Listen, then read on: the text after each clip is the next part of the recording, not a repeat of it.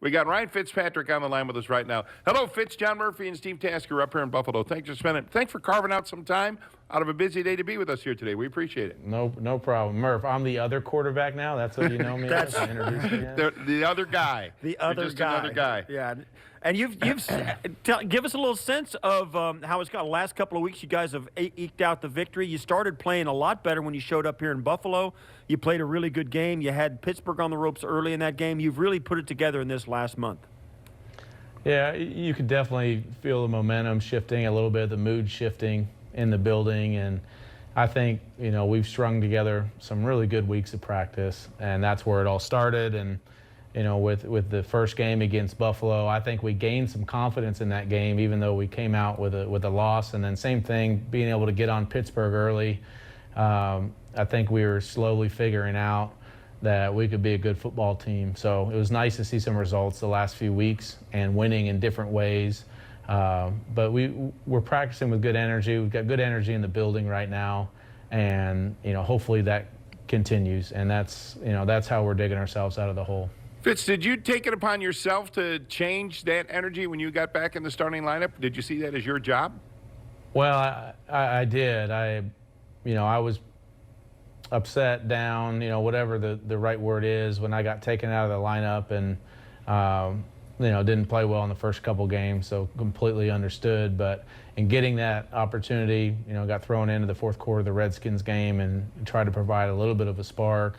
And then in having Coach Flo kind of entrust me with the keys, so to say, and put me back in the lineup, that said a lot to me and meant a lot to me. And I knew this second time around, more so than execution and X's and O's and all that stuff, it was morale, it was energy, it was walking in the door with a smile, and those things have carried over day to day, and they definitely carry over to Sunday with guys playing for each other and with each other a little bit more, and that's been the real driving force of this turnaround. Were you going to get a second chance to play the Buffalo Bills defense? Can you characterize it? And certainly you've seen it on film already, and from your film study the first go-around just a month ago. Characterize this defense that you're going to face this weekend. Well, it's a really good defense, and I think, numbers-wise, that matches up the last few years and what they've been able to do. But it's a very smart scheme, and they've got really good players. So it'll be a tough matchup for us. Every week we go in, we want to be able to run the football. We want to be able to take advantage of our one-on-one matchups and, get the ball to our guys. But the Bills have done a great job all year long of being a tough, stout defense. They've got plenty of playmakers, guys that they seem to be making the right play at the right time in those big moments, and we have our work cut out for us. And we knew that going into the first game, and it was tough sledding for us. We won some, they won some, but we've got to come out and play a little bit better this time around. Ryan, when you came up here a month ago and we had the soundbite, you were talking to media in Miami about the atmosphere here in Buffalo. I just want to play this for you and get you to maybe amplify it a little bit. Your thoughts on the atmosphere here at a home game in Buffalo. Let's hear what you said last month. It's easy for me to pick out my old neighbors when they wear my jersey, because that's right. It's either family or old neighbors or something. But yeah, it is fun. It is fun to go and play in a game like this that is going to be in a great environment. This one is unique in that you have all these new stadiums that are enormous, and it's almost like the game is secondary to some of the other stuff going on. But in Buffalo, like, it is all about the game. It is, the fans are so into it, and after the tailgating, of course. But that you just, as an opponent, you enjoy going in there and getting that feeling as well. Right. At the time when we had that soundbite a month ago, I blurted out here on the show, he gets us. You do get it up here, don't you? You understand what it's like up here, don't you? I get it, and there are just very few places where, during the football season, your mood every single day is all based on what happened last Sunday, and that's what Buffalo is, and such a special place to play. And I think when you are a player there, you really do appreciate the fans and how much they're into it. And I'm glad that we got the game here this weekend. I don't know what's going on there with snow and everything else, but I had to wear a sweatshirt in today. I think it was 69, 70 on the way in. And perfect. Yeah, I broke a sweat at about 85 at practice today, but I don't know how cold you guys are doing. Yeah, it's great here. Very sunny, very calm, and I think 20 degrees, so we're gold. Yeah, I got to ask you, too, at this point in your career, you've played for 8 teams. You probably ran the gamut of wardrobe accessories during all parts of the season, whether cold in the early part of the season or warm in the late part of the season and vice versa. And I want to ask you this, about you've played for, excluding Brian Flores, your present-day head coach. Give us some ideas about some of the more interesting head coaches you've played for. What have been some of the things that have impressed you, or maybe some of the most memorable moments of all the head coaches you've had in your career? And I want to exclusively this year's coach. Yeah, thanks for taking me off the hook on that one. You know, Mike Martz, my first coach, who ended up getting sick during my rookie year and having to take a leave, that was an interesting one because his favorite thing to do would be to mumble the play call to me, for me to not be able to call it in the huddle, and for him to kick me out of the huddle and talk about, you know, you're a Harvard guy. I thought you were smart. You can't even call a dang play. Like, you know, it was after the last few years in college of being the guy and not necessarily being coddled, but not getting yelled at. I got to the NFL, and that changed quickly. So that was a good eye-opening experience for me.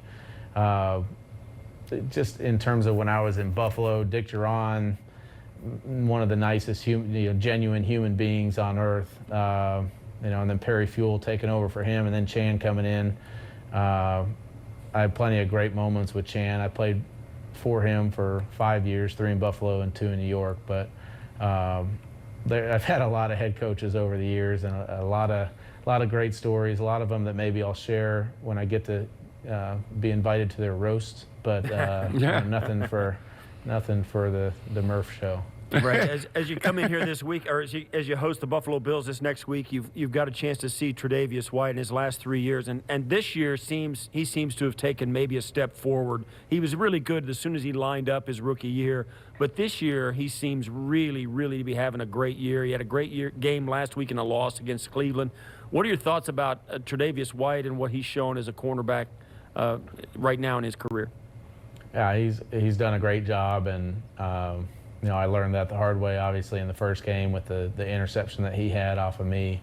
But tremendous player. I think he plays with a lot of confidence, and especially at that cornerback position, that's maybe the most important thing that you have to have, is be confident in who you are and your ability to cover guys. It looks like, you know, he wants to be on the best receiver, and he's played really well all year long. It'll be a huge challenge for us, you know, but one that we're always looking forward to. I think as players and competitors, you want to go against the best, and he certainly is inching into that category. Last one we have for you here, Ryan, and it's kind of a career question. I don't know how much longer you're going to play. I hope you play as long as you want, but I would submit that already are you going to the Pro Football Hall of Fame? I don't know. But you have career accomplishments. I mean, 8 different teams, touchdown passes for all of them. You're a couple of passes away from 200 career touchdown passes. You got skins on the wall. I mean, have you ever thought about that? You have a place in NFL history is what I'm trying to say, regardless of how much longer you play or where you wind up Hall of Fame-wise. Yeah, I mean, yeah, I don't think I'm going to the Hall of Fame. Thanks for saying maybe, Murph. But, okay.